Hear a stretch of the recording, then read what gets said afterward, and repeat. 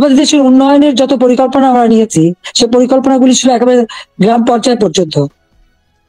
আমার গ্রাম আমার শহর, সেভাবে যেন প্রত্যেকটা গ্রাম গড়ে ওঠে এবং প্রত্যেকটা গ্রামের মানুষ যেন নাগরিক সুবিধা পায়, সেই ব্যবস্থাও আমরা করেছিলাম। ডিজিটাল বাংলাদেশ গড়ে তুলব, প্রতিটি ইউনিয়ন পর্যায় পর্যন্ত আমরা ডিজিটাল সেন্টার খুলে দিই, সেখানে কর্মসংস্থানের ব্যবস্থা হয়। আমাদের দেশে একসময় মানুষ কোনো ইন্টারনেট ব্যবহার করতো না, আজকে 13 কোটি মানুষ কিন্তু ইন্টারনেট ব্যবহার করে।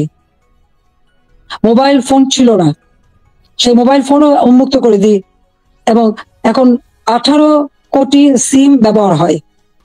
এবং এর জন্য আমরা ট্রেনিং এর ব্যবস্থা করি, কম্পিউটার ট্রেনিং ইনকিউবেশন সেন্টার করে দিয়েছি, স্কুলে স্কুলে কম্পিউটার ল্যাব তৈরি করে দেওয়া হয়েছে, বিশ্ববিদ্যালয়ে বিনামূল্যে ইন্টারনেট সার্ভিস ব্যবস্থা করা হয়েছে, wifi connection, broadband connection, Bangabandhu satellite এক আমরা উৎক্ষেপণ করেছি। আধুনিক প্রযুক্তি জ্ঞান সম্পন্ন জাতি গড়ে উঠুক, সেটাই চেয়েছি। বিজ্ঞান প্রযুক্তি বিশ্ববিদ্যালয় 96 সালে সরকার এসে নির্মাণ করি, যাতে করে বিজ্ঞানের দিকে মানুষ ঝোঁকে, গবেষণায় প্রতি মনোযোগী হয়। কারণ বিজ্ঞানের বিকাশ ছাড়া কখনো কোনো দেশ উন্নতি লাভ করতে পারে না, সেই জন্য এই ব্যবস্থা আমরা নিয়েছিলাম।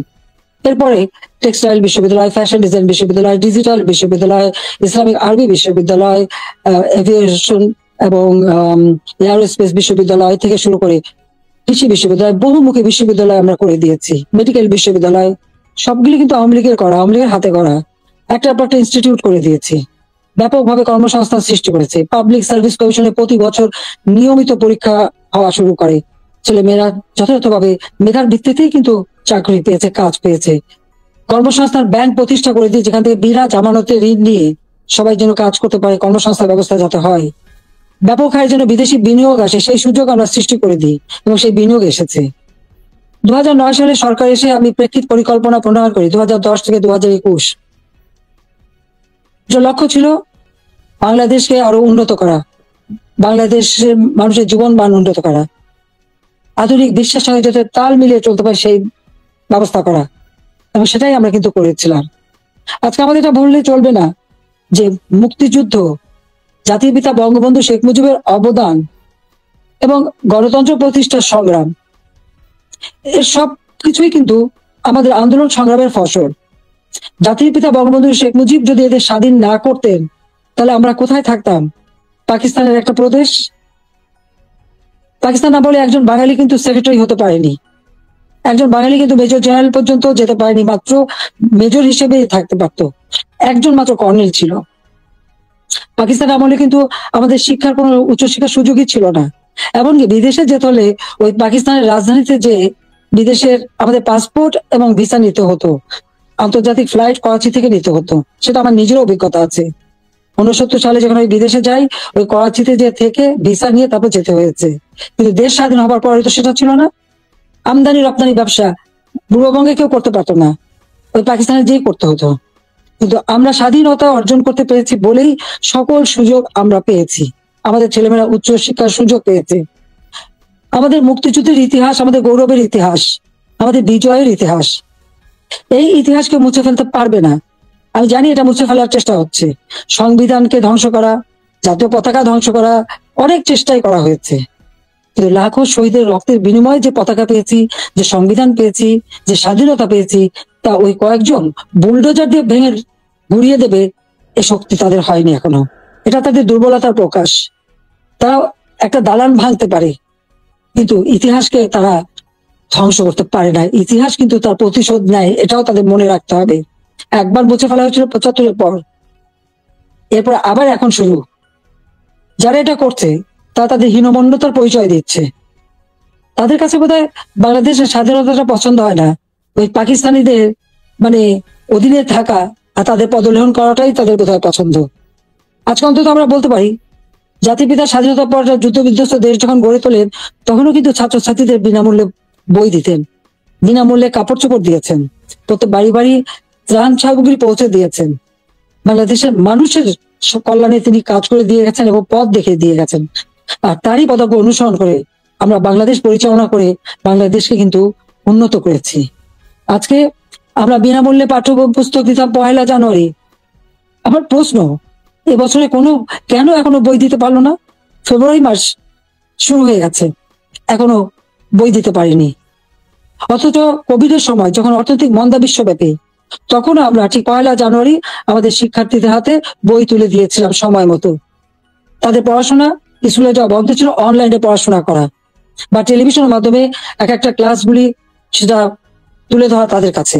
ঘরে বসে আমার ঘর আমার স্কুল এই কর্মসূচি বাস্তবায়নের মাধ্যমে পড়াশোনা যাতে অব্যাহত থাকে সেই ব্যবস্থাই আমরা করে দিয়েছিলাম। প্রত্যেকটা শিক্ষা প্রতিষ্ঠান একেবারে প্রাইমারি লেভেল থেকে নিয়ে শুরু করে সবগুলি কিন্তু উন্নতি আমরা করেছি। মাদ্রাসার শিক্ষার উন্নতি করেছি, স্বীকৃতি দিয়েছি, কমই মাদ্রাসাকেও আমরা স্বীকৃতি দিয়েছি এবং অনেক মাদ্রাসা আমরা সরকারিকরণ বা সেগুলি আমরা যাতে আমাদের সব রকম সহযোগিতা পায় সেই ব্যবস্থা আমরা করে দিয়েছি। আমাদের শিক্ষা যাতে কোনো মতে ক্ষতি না হয়, প্রত্যেকটা ছেলে মেয়ে যাতে স্কুলে যেতে পারে, প্রি প্রাইমারি শিক্ষা আমরাই প্রতিষ্ঠিত করি এবং সেই সাথে সাথে মায়ের নামে আমরা একটা বিশেষ অনুদান পাঠাতাম বাচ্চাদের স্কুলে পাঠানোর জন্য। উপবৃত্তি দেওয়া, বৃত্তি দেওয়া এবং উচ্চশিক্ষার সুযোগ করে দেওয়া, সেই পদক্ষেপ আমরা নিয়েছিলাম যাতে আমাদের গরিব মেধাবী ছেলে মেয়েরা যথাযথভাবে পড়াশোনা করতে পারে। সেই সুযোগটা আমি করে দিয়েছিলাম। 4 কোটির উপর শিক্ষার্থী এই সুযোগ পেত। এমনকি বঙ্গবন্ধু মেমোরিয়াল ট্রাস্ট, আমরা যখন দেশে ফিরে আসি ওই বাড়িটি আমরা তো ব্যক্তিগত কাজে ব্যবহার করিনি। 32 নম্বরের বঙ্গবন্ধু ভবন আমরা 2 বোন জনগণকে দান করে দিয়েছিলাম বঙ্গবন্ধু মেমোরিয়াল ট্রাস্ট করে, এবং সেখানে একটি মিউজিয়াম করেছিলাম সেই স্মৃতি রক্ষার জন্য। আর সেই ট্রাস্টের মাধ্যমে ছাত্র ছাত্রীদের আমরা বৃত্তি দিতাম, কম করে হলো 500 টাকা, উপরে 2000 টাকা। মেডিকেল ইঞ্জিনিয়ারিং পর্যন্ত যারা পড়তো সকলের জন্য এই বৃত্তি উন্মুক্ত ছিল। 1800 শিক্ষার্থীকে আমরা বৃত্তি দিতাম। তাছাড়া অনেক দুস্থ এবং গ্রেনেড হামলা আহত নিহত পরিবার তাদেরকে মাসহারা দিতাম। কোভিডের সময় এই বঙ্গবন্ধু মেমোরিয়াল ট্রাস্ট থেকেই 5 কোটি টাকা দিয়ে আমি ফান্ড করে দিয়েছিলাম প্রাইম মিনিস্টার অফিসে, যেখান থেকে কোভিডে যারা আক্রান্ত তাদের সহযোগিতা করা। আমরা ভূমিহীন গৃহহীনদের ঘর বাড়ি করে দিই। বঙ্গবন্ধু মেমোরিয়াল ট্রাস্ট থেকে 5 কোটি টাকা দিয়ে আমি বিশেষ তহবিল গঠন করে দিই, যেখানে জমি পাওয়া যেত না সেই জমি ক্রয় করে ভূমিহীন গৃহহীন মানুষকে ঘর বাড়ি করে দেওয়া। যাদের ঠিকানা ছিল না তাদের আমি ঠিকানা দিয়েছিলাম। এমনকি এই আশ্রয় প্রকল্পের থেকে পুলিশের চাকরিও পেয়েছে আমাদের অনেক ছেলে মেয়ে, কারণ তাদের ঠিকানা হয়েছিল, আগে তাদের ঠিকানা ছিল না। 58টা জেলা ভূমিহীন গৃহহীন মুক্ত করেছিলাম। আমাদের লক্ষ্য ছিল যে আমরা সমগ্র জেলায় কোনো মানুষ ভূমিহীন গৃহহীন থাকবে না, সকলের একটা মর্যাদা থাকবে। ঢাকা শহরে বস্তিবাসীর জন্য আমি ফ্ল্যাট বাড়ি নির্মাণ করে সেখানে তাদের থাকার ব্যবস্থা ভাড়া ভিত্তিক, বস্তিতে যে ভাড়া দিত সেই ভাড়া দিয়ে যা থাকতে পারে সেই ব্যবস্থা করেছি। আমাদের দেশের যারা সুইপার, হরিজন, দলিত শ্রেণী তাদেরকে ফ্ল্যাট বাড়ি নির্মাণ করে দিয়েছি। এবং আমাদের বেদে কুষ্ঠরোগী, হিজড়া, প্রতিটি অনগ্রসর যারা তাদের জন্য বিনামূল্যে ঘর এবং তাদের জীবন জীবিকার ব্যবস্থা আমরা করে দিয়েছি। বাংলাদেশে আমি যখন 96 সালে সরকার গঠন করি মাত্র 1600 মেগাওয়াট বিদ্যুৎ ছিল, আমি 4300 মেগাওয়াটে উন্নীত করেছিলাম। কিন্তু পরবর্তীতে 8 বছর পর যখন আবার সরকার আসি তখন পেয়েছিলাম মাত্র 3200 মেগাওয়াট। আমরা উদ্যোগ নিই, ঘরে ঘরে বিদ্যুৎ দেব, প্রতিটি ঘর আলোকিত করব। আমাদের কথা রেখেছি, প্রত্যেক ঘরে ঘরে আমরা বিদ্যুৎ পৌঁছে দিয়েছিলাম, প্রতিটি ঘর আলোকিত করেছিলাম। আমাদের লক্ষ্য ছিল যে একটি মানুষও কুড়ে ঘরে বাস করবে না, নিদেন পক্ষে একটা টিনের ঘরে হলেও তাদের দেব। সেটা কিন্তু আমরা দিতে পেরেছি এবং এর পরবর্তীতে এসে সেমি পাকা ঘর আমরা দিয়ে দিয়েছি যাতে মানুষ বাঁচতে পারে। খেলাধুলায় আরো আগ্রহী যাতে হয়, ক্রিকেট টেস্ট ম্যাচ সেটাও আমার সময় অর্জন করা এবং সেই সঙ্গে তাদের ট্রেনিং করানো। ক্রিকেট, ফুটবল বা দেশীয় খেলা, হকি, প্রত্যেকটা খেলার সুযোগ আমরা করে দিয়েছি এবং ছেলে মেয়ে উভয় সুযোগ পেত। আমাদের সে প্রাইমারি স্কুলে মেয়েদের জন্য বঙ্গমাতা গোল্ড কাপ টুর্নামেন্ট এবং ছেলেদের জন্য বঙ্গবন্ধু শেখ মুজিব গোল্ড কাপ টুর্নামেন্টের মাধ্যমে সেই ছোট্টবেলা থেকে যাতে তারা খেলতে পারে সেই ব্যবস্থা আমরা করে দিয়েছি। আজকে কি দুর্ভাগ্য আমাদের মেয়েরা ফুটবল খেলতে যে অনেক দেশ থেকে কিন্তু তারা জয়ী হয়ে এসেছে, বাংলাদেশের সুনাম করে এসেছে, আজকে আমাদের দেশে তারা খেলতে পারছে না কেন? মেয়েদের খেলার অধিকার নাই কেন, সেটা আমার প্রশ্ন। তাদেরকে কেন বাধা দেওয়া হলো? যারাই বাধা দেন তারা কি ভুলে যান আমাদের নবী করিম সাল্লাল্লাহু আলাইহি ওয়াসাল্লাম যখন ইসলাম ধর্ম প্রচার করেন তখন কে প্রথম ইসলাম ধর্ম গ্রহণ করেছিল?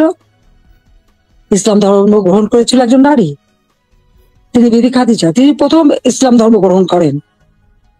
সে কথাটা তাদের ভুললে চলবে না। মায়ের পেটে সন্তান জন্ম নেয়, আর সেই মায়ের জাতিকে অবমাননা করা কেন? সেটা আমার প্রশ্ন। খেলাধুলা, সংস্কৃতি চর্চা, সাহিত্য চর্চা, এই সংস্কৃতি তো আমাদের অধিকার, সকলের অধিকার। এখানে নারী পুরুষ কোনো ভেদাভেদ থাকতে পারে না, আর ইসলাম ধর্ম কখনো তা বলে না। কিন্তু আজকে আমরা দেখছি শুধু মেয়েদের খেলতে যে দেওয়া হয় না তা না, শিক্ষকদের লাঞ্ছিত করা হয়। এটা কেমন ধরনের কথা? শিক্ষক আমাদের গুরুজন, তাদের প্রতি আমাদের সম্মান দেখাতে হবে। আর সেই সম্মান যা আমরা দেখাই সেটা তো আপনারা জানেন। এমনকি আমি প্রধানমন্ত্রী হবার পরেও আমার ইউনিভার্সিটির শিক্ষক, তাদেরকে আমি সম্মান করতাম। আমার স্কুলের শিক্ষক যাদের সঙ্গে দেখা হওয়ার সাথে সাথে আমি সম্মান করতাম, তাদের পা ধরে সালাম করতাম, শিক্ষক গুরুজন। কিন্তু আমি জানি না, কোটা আন্দোলনের নামে এমন একটা পরিবেশ সৃষ্টি করে ফেলা হলো যে ছাত্র ছাত্রীরা শিক্ষকদের অপমান করে, তাদের গলায় জুতোর মালা পরায়, তাদেরকে গাছের সাথে বাঁধে, তাদেরকে দিয়ে জোর করে পদত্যাগ করায়। কেন এই ধরনের বেয়াদবি কেন শিখাবে বা এই শিশুদের, কমলমতি শিশুদের এবং ছাত্রছাত্রীরা কেন এই বেয়াদবি করবে? আজকে ছাত্রছাত্রী শিক্ষকদের বয়কট করে। এই ধরনের অদ্ভুত আচরণ আমি জানি না প্রত্যেক পৃথিবীর আর কোনো দেশ আছে কিনা। তাহলে আমরা কি পরিচয় দেব? যে দেশের মানুষ 71 সালে মুক্তিযুদ্ধে বিজয় অর্জন করে বিজয়ী জাতি হিসেবে সারা বিশ্বে সম্মান পেয়েছে, আজকে সেই দেশের মানুষ আছে কোথায়? কোথায় সেই সম্মান? যে দেশটাকে আমি জাতির পিতা বঙ্গবন্ধু শেখ মুজিবের আদর্শ বুকে নিয়ে, যে বাংলাদেশকে আমরা উন্নয়নশীল দেশের মর্যাদা এনে দিয়েছিলাম, আমাদের অর্থনীতি আন্তর্জাতিকভাবে 35তম অর্থনীতির দেশ হিসেবে স্বীকৃতি পেয়েছে। দারিদ্রের হার 41 ভাগ থেকে আমি 18.7 ভাগে নামিয়ে এনেছিলাম। হত দরিদ্র 25 ভাগ থেকে আমি 5.6 ভাগে নামিয়ে এনেছিলাম। আমাদের সাক্ষরতার হার 45 ভাগ থেকে 78.8 ভাগে উন্নীত করেছিলাম। এবং আমাদের দেশের ছেলেমেয়েরা দেশে বিদেশের জন্য যে পড়াশোনা করতে পারে, প্রধানমন্ত্রীর দপ্তরে আমি আলাদা শিক্ষা সহায়তা ট্রাস্ট ফান্ড করে দরিদ্র মেধাবী ছাত্রদেরকে আমি বৃত্তি দিতাম, যাতে তারা আরো উচ্চ শিক্ষা নিতে পারে। দর্শক, সম্পূর্ণ ভিডিও দেখলেন। শেখ হাসিনা দীর্ঘ 6 মাস পর কিন্তু এই লাইভে আসলো। অবশ্যই লাইভ সম্পর্কে কমেন্ট বক্সে জানিয়ে দিবেন। একটা শেয়ার, একটা লাইক, একটা কমেন্ট অবশ্যই করবেন। আসসালামু আলাইকুম, ভালো থাকবেন।